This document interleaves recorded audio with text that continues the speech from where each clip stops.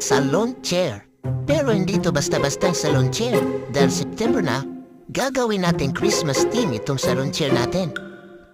Ito at natapos na natin gawin ang sketch at line art na hindi ko na naipakita.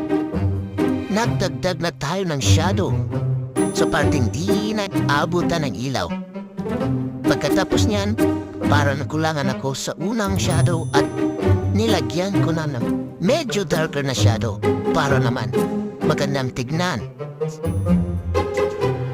At yun ang at naglagay na tayo ng highlights para naman kakit-akit tignan ang ating salon chair. Sunod niya nilagyan na natin ng Christmas lights pero hindi ko na naipakita sa video. Binago ko na rin yung kulay para makita yung Santa hat natin sa taas. At yun ang at natapos na ang ating salon chair. Salamat sa panonood!